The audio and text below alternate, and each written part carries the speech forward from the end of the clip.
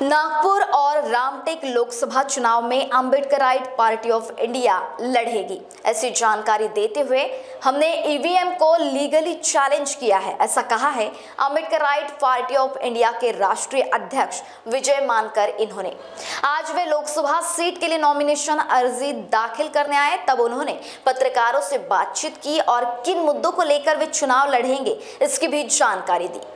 महान्यूज 7 के लिए bureau report Nagpur. Marathi बोलू शकणार, हिंदी बोलू शकणार। आज नॉमिनेशन जे आहे जे चालू झालेलं, आज फॉर्म आम्ही घेतलेला आहे Ambedkarite party of इंडियाकडनं। Nagpur लोकसभेचा form घेतला आहे, माझे कलिग्स आहेत त्यांनी रामटेकचा सुद्धा पण घेतलेला आहे। आणि आम्ही जे आहे इलेक्शन जे आहे एक 80 पॉईंटची जी पॉलिसी आहे त्याच्यावर कंटेस्ट करतो आहे। पूर्ण देशासाठी आम्ही 80 पॉईंटची गॅरंटीज डिक्लेअर केलेल्या आहेत आणि ईव्हीएमला जे आहे आम्ही लीगल चॅलेंजसुद्धा दिलेलं आहे।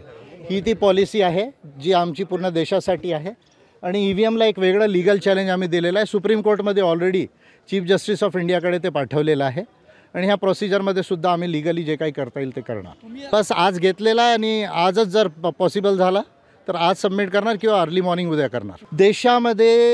देशाला वैज्ञानिक आणि विकसित आणि मानवतावादी जी कंट्री बनवायची आहे त्याच्यासाठी पूर्ण पॉलिसीज डिफरंट व्हायला पाहिजे आणि ते पॉलिसीज जे आहे त्याच्यामध्ये तुम्हाला सर्वात मोठ्या प्रमाणावर जी बेरोजगारी आहे देशाची, म्हणजे 5 कोटी एम्प्लॉयमेंट तुम्हाला 5 वर्षामध्ये जनरेट करावे लागतील। तुमचा GDP जे आहे ते कमीत कमी 8% पर ॲनमने वाढायला हवा। पर कॅपिटा इन्कम जे आहे ते 7.8%ने वाढायला हवं।